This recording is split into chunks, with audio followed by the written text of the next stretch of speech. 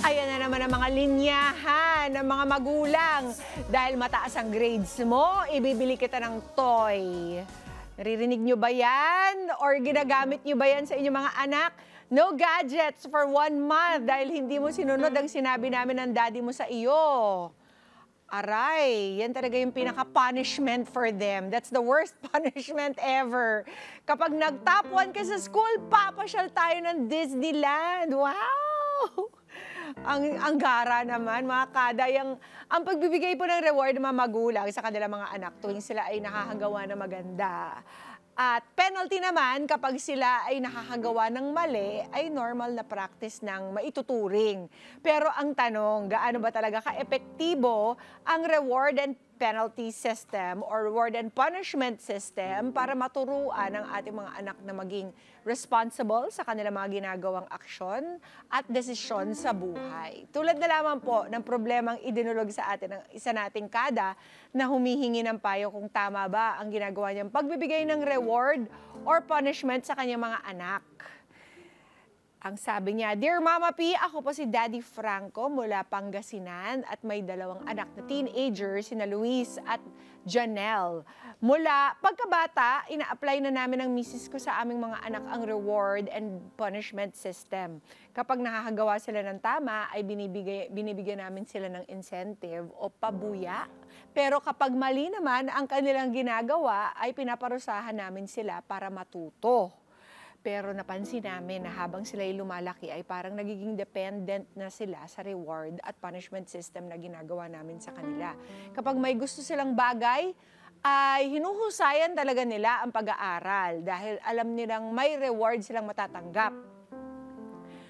Pero kung hindi naman nila gusto ang isang bagay, ay okay lang sa kanila na sila ay maparusahan. Oh, kaya ang tanong, Mama P, effective ba ang reward and punishment system na ginagawa namin ni Missy sa aming mga anak o dapat na ba namin itong ihinto?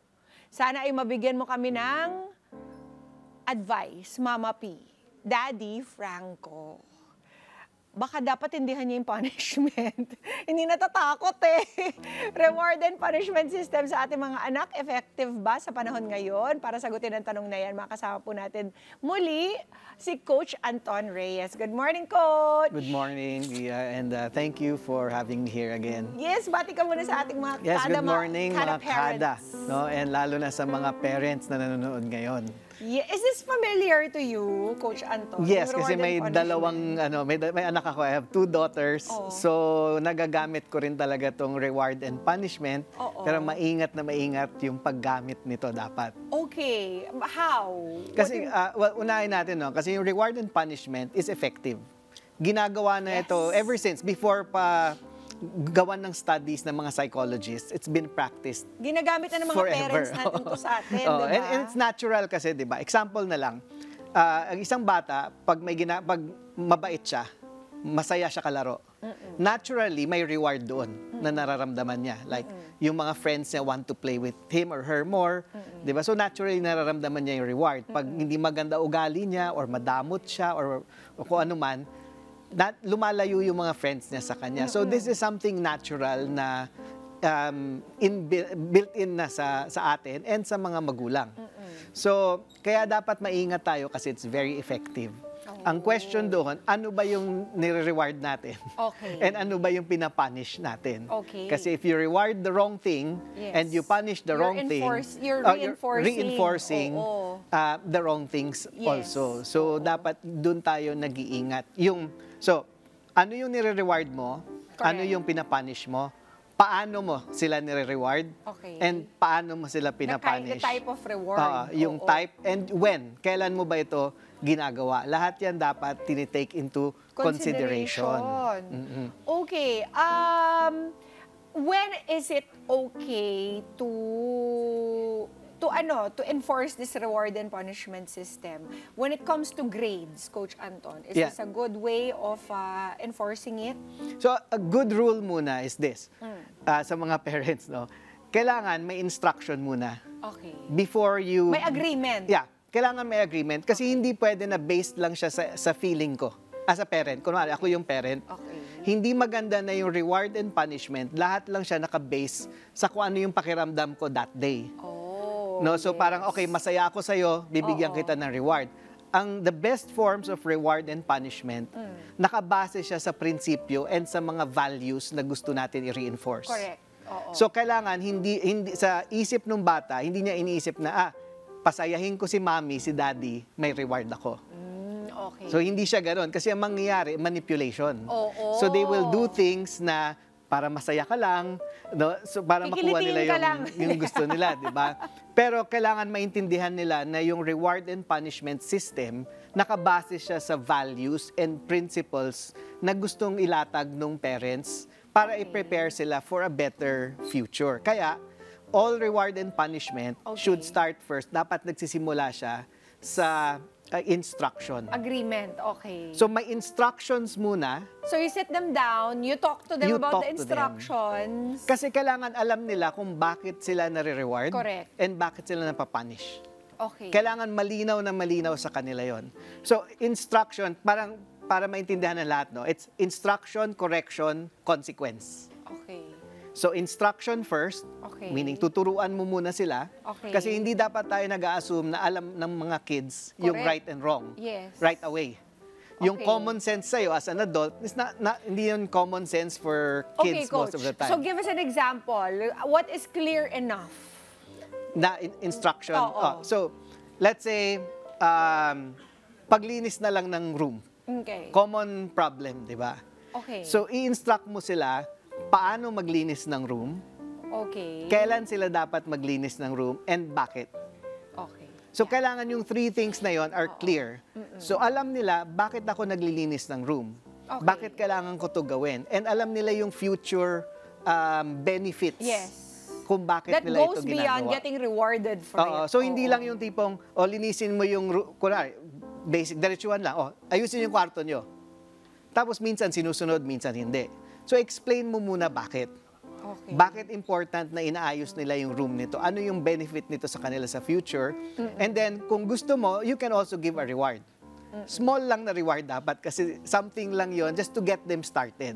Paano nga ba natin yun pa? Yeah, sige. The next item is, how do we, or what kind of reward should we give them? Before tayo tumalon muna dun sa ano, Oo. so sa instruction pa lang, pinapaalam na rin natin sa kanila. For example, sa mga bagay na maliliit lang, like cleaning your room, hindi pwede na forever mo sila nire-reward. Nire-reward for that. For that, Oo. di ba?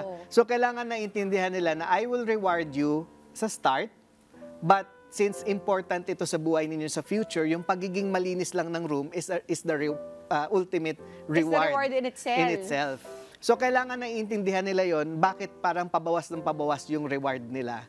Instead na feeling nila, forever mo ko dapat i-reward just because I'm cleaning my room. Kasi mauubos yung pera mo. Kung every single day, araw-araw. maglinis sila ng kwarto, Oo. Tsaka Saka dapat mo sila i-reward. malinaw din yung definition ng malinis. yeah. So, baka kung ano yung It has to malinis be a sa'yo, measurable thing. totoo. Oo. Kasi what's clean for you as a parent Oo. might not be clean for, hindi yun yung What's clean definition for nila. them is Oo, not clean enough for us. Like, totoo, di ba? Yung anak ko, pag sinabi mo linisin mo yung room, ang gagawin nila, i-clear lang nila yung area. Na, kasi itutulak lang nila yon sa gilid. Nasa ilalim ng mga appliances yung mga kalat. Tapos pag pumunta ka at sinabi mo, bakit di nyo nilinis yung room nyo? Sa kanila is, Malinis na to nilinis ko na to eh. That's oo. why, important yung correction part Okay. in between the instruction and the consequence. Okay. Yung consequence kasi is either reward or punishment. Okay. Diba? So, hindi ka pwede tumalon from instruction to reward and punishment right away. May correction May din. correction part. Kasi katulad nun, If they're let's not say, doing it right. tinulak lang nila yung, Oo. para sa kanila, they obeyed you. Okay. So they're expecting something good in return for that. Meaning either an acknowledgement man lang, uy, good thing nilinis nyo yung kwarto ninyo. Oo. Pero minsan, nag-effort na sila maglinis, para sa kanila malinis na yon, na-punish pa sila. So, paano kaya yon? How do you make it clear enough? Yeah. So pag na-notice ninyo na after instruction, hindi pa rin nasunod, you go talk to them. Hindi nasunod according sa standard mo, in the way that you want it.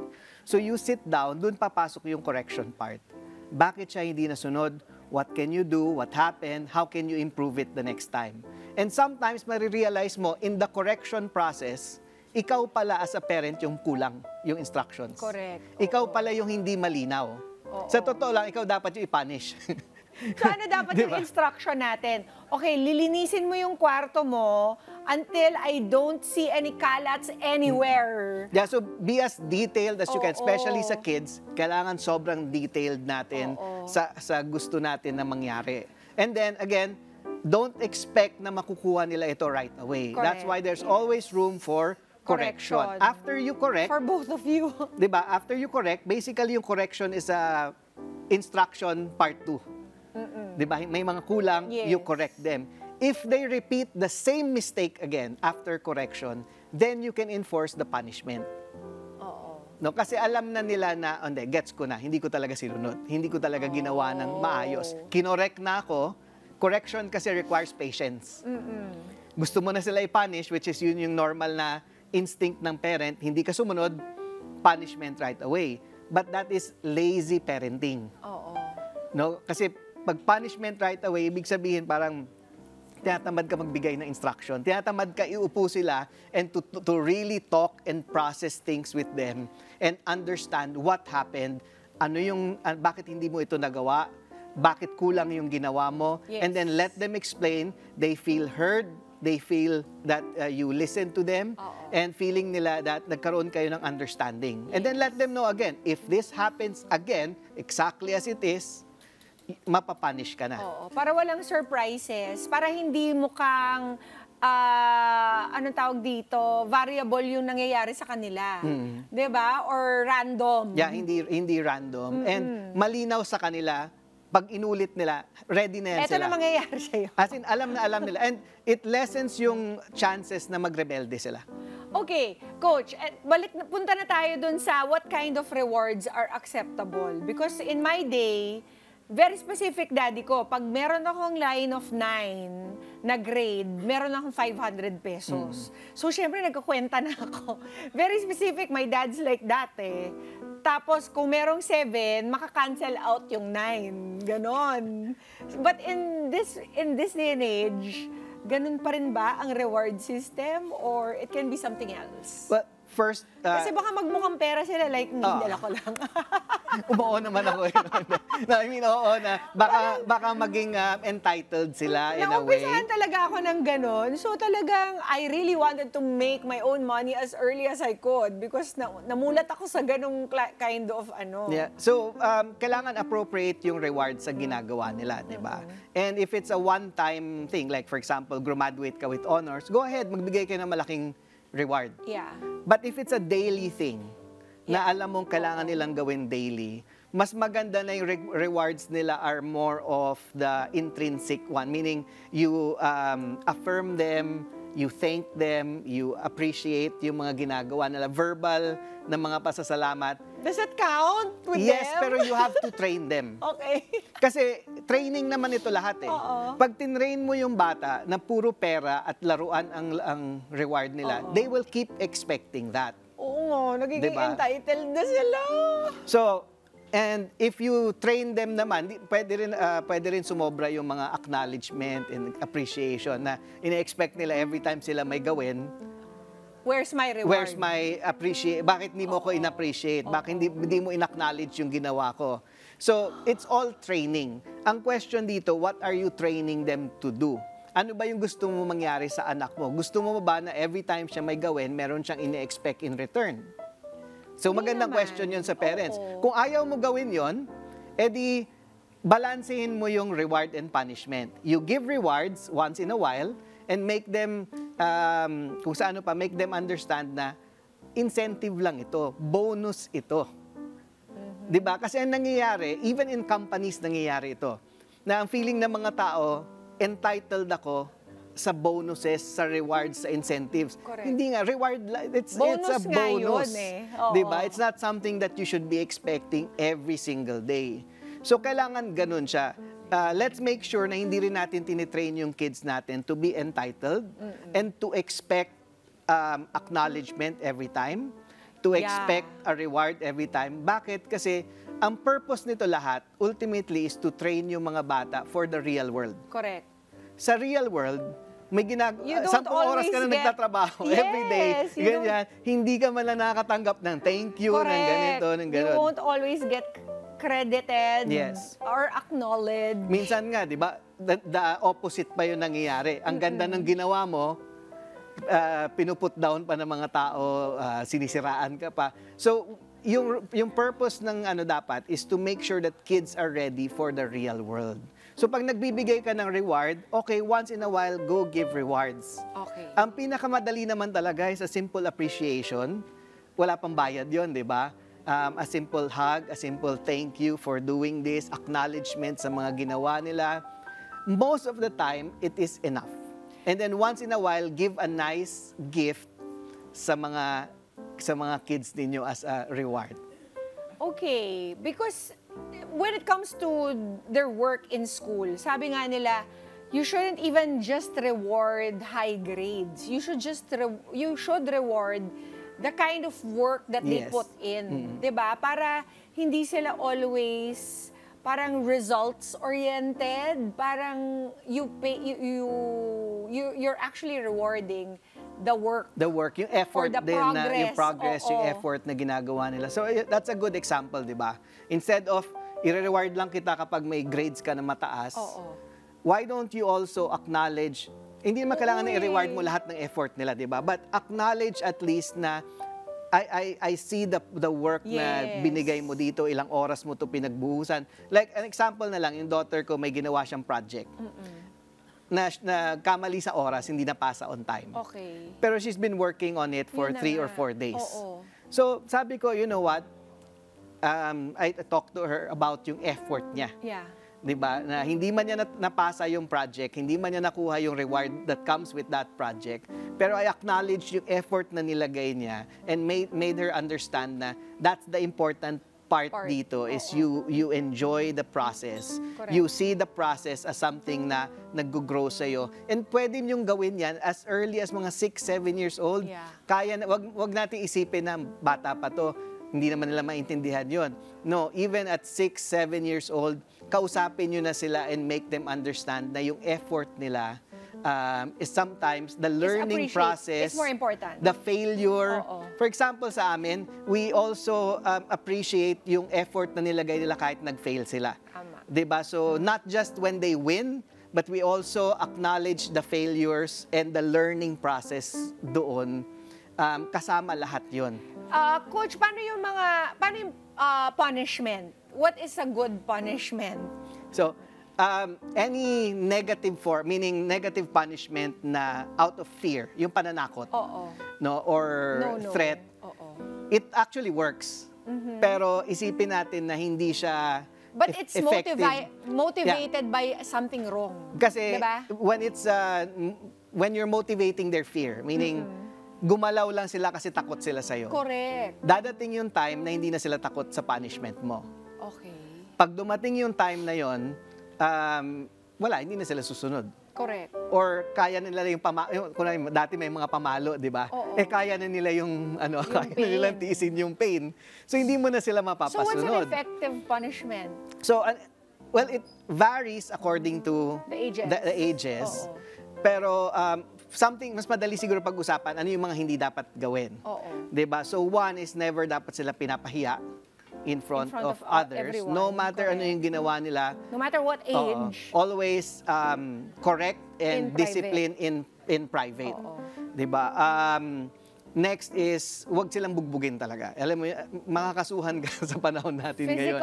Physical or verbal verbal abuse. violence. Oo. Huwag mong tirahin yung ginagamit ko yung word The na tirahin, no? Yung person Oo. himself or The herself. ugali.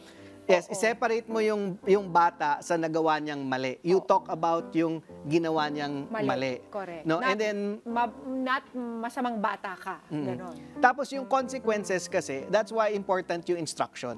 Yeah. Kasi pagdating sa punishment, napag-usapan ninyo ano yung punishment beforehand. Oo nga. So hindi siya random na all of a sudden tatanggalan ako ng gadget. Dapat pinag-usapan niyo Pinag-usapan na ninyo yun, di ba? And it requires a lot of connection to understand what will work sa anak mo. Yes. So, tingnan mo rin, di ba? Ano ba yung nag-work dito? Let's say, tinanggalan mo siya ng gadgets. Okay, it worked for maybe for a year. Yeah. Di ba? Pagtanda niya, na-notice mo na kayang-kaya na, parang baliwala na sa kanya yung tinatanggalan siya nung gadgets. So, now, kailangan yung pag-usapan na ano ba yung isang bagay na, kasi pag sinabi natin negative punishment, no, it's taking out something. May inaalis ka na gusto nila. Ano kaya yun kapag medyo matanda na sila? Yun, pag matanda kasi, makikita mo, mas mahirap na yung paano mo sila i-punish. Kasi one, mas magaling na rin sila magtago. Meaning, pag hindi sila open sa inyo, ang gagawin lang nila, itatago nila yung mga mali nila. That's why, yung process talaga is so important. Instruction, correction, punishment, or consequence. If you follow that, they will grow up understanding the value of discipline. Hindi pwede na reward lang tayo ng reward, punish lang tayo ng punish. Important na even pag may nire-reward ka, malinaw, ano ba yung nire-reward mo sa kanya? Kinakausap mo siya parate. Huwag yung, ang galing mo naman, ito reward. Saan siya magaling? Yeah. 'Di ba? Are you rewarding kasi may nagawa siyang maganda, may performance siyang maganda, or are you rewarding the process nga, yung tiyaga na pinagginawa niya para marating niya 'yon? Kailangan malinaw doon sa bata. Tsaka siguro yung the consequence should fit the act na hindi maganda. Halimbawa, kung siya ay falling behind in school, it's only natural that you limit their time getting distracted. So kung ano mang bagay yon, pwedeng sa gadgets nila, pwedeng sa extracurricular activities nila, ililimit na lamang. These are things that they love to do, but if it's getting in the way of them getting not being distracted in school, that makes sense. Diba? Yeah, and maganda rin nga minsan if parang coaching process ito, no? Kakausapin mo yung bata, okay, bumagsak ka sa school ngayon. Ano sa tingin mo yung dapat alisin sa'yo so that you can improve? Diba? Kasi pwede nila sabihin na, I want to keep my gadgets. Sabihin nila, yung math po, pwede pong patanggal diba? yung math. Tapos, alam mo yung conversation na gano'n, pwede kasi sila i-involve dun sa process.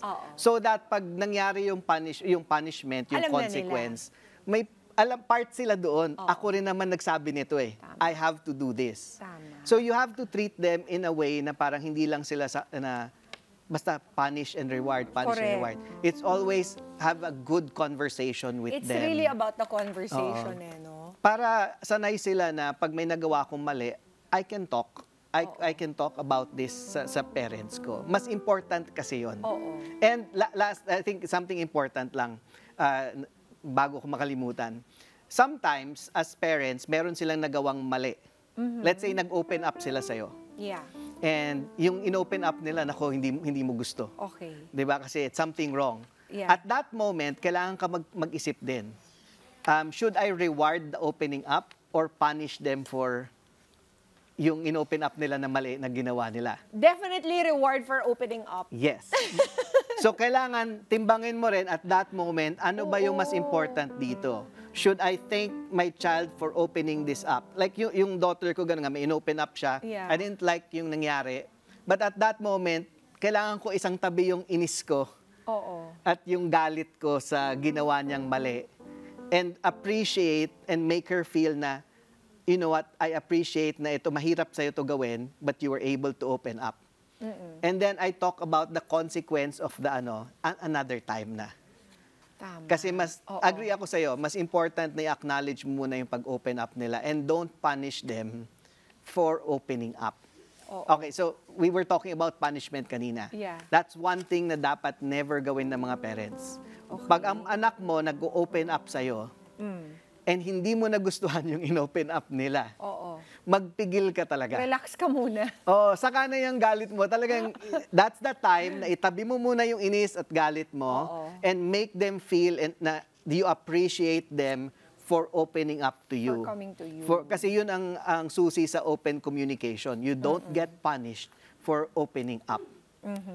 No, so that's something that will establish a long good connection between parents and children. Kaya Coach, ano bang maipapayo natin dito sa ating letter sender kay Daddy Franco na may teenagers na parang in his mind, parang ina-abuse na nila yung reward and punishment system nila?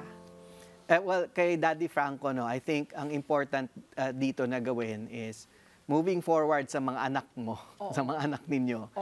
Important talaga yung conversation. So, kausapin mo sila na unti-unti mo nang bawasan. I'm assuming tumatanda na itong mga kids niya. Correct. Unti-unti na dapat nababawas yung reward and punishment doon. And dapat naiintindihan na rin nila bakit ba nila kailangan gawin ito with or without the punishment, with or without the reward. Yun na yung magiging focus dapat moving forward. Hindi na effective. Ibig sabihin yung system nila hindi na effective. So, kailangan na rin mag-upgrade nung system, di ba? Kailangan i-update mo na rin yung old system mo, hindi na effective. Now, you have to start talking to them and seeing ano ba yung, bakit ba hindi na sila sumusunod and really listen.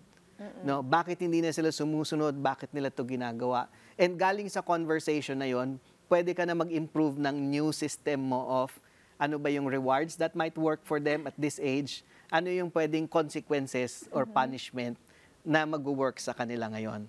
Kasi it just means old system doesn't work anymore. Huwag mo ituloy. And it means kailangan mo sila kausapin. Kasi yung nagiging focus na sa kanila yung reward and punishment na lamang at hindi na yung value kung bakit nila ginagawa ang isang bagay to begin with, di ba? So again, you want to create a system based sa principles and values na naiintindihan ng mga kids, ginagawa ko ito kasi important ito sa buhay ko for the future or even ngayon pa lang until the future, I need this. So with or without the punishment, with or without the reward, I need to learn this. So nire-reward at pinapunish lang natin just to mark that behavior as good or bad.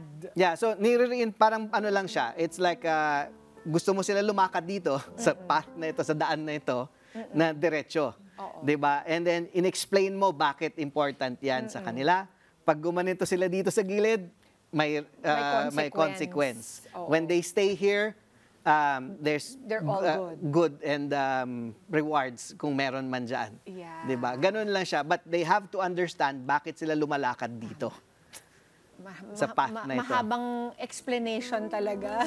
Parenting is a lot of explaining, 'di ba, no, Coach? Kaya patience talaga kailangan mo as a parent. Explaining, yes, and relationships, 'di ba? Kaya para sa mga kada natin, Coach, na want further discussions with you, please remind them how they can get in touch. Yes, sa inyo. You can follow me at Anton M. Reyes sa social media. Message nyo ako kasi sumasagot naman ako sa mga questions sa mga tao doon. No? So if you have further questions, just message me at Anton M. Reyes sa Facebook, sa Instagram, sa TikTok, and I'll answer there. Yes.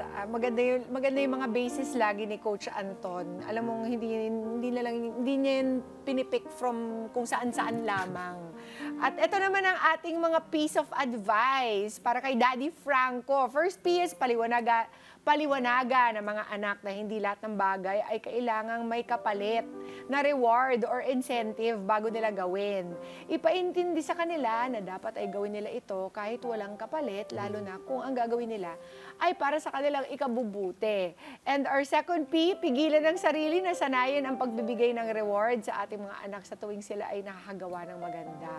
Baka imbis na makatulong sa ating mga anak, ang pagbibigay sa kanila ng incentive ay mas makasama pa ito sa kanila, 'di ba? Kasi nagiging dependent na po sila rito. Baka lahat ng taong gawa nila ng mabuti, nga nila ng reward. Mag-expect ng reward. Diba? Kaya tama 'yan. I hope nakatulong kami sa inyo, Daddy Franco, at sa lahat ng mga magulang natin na nakatutok ngayong araw. Happy parenting. Let's get together. Sunday 25. Sunday 25.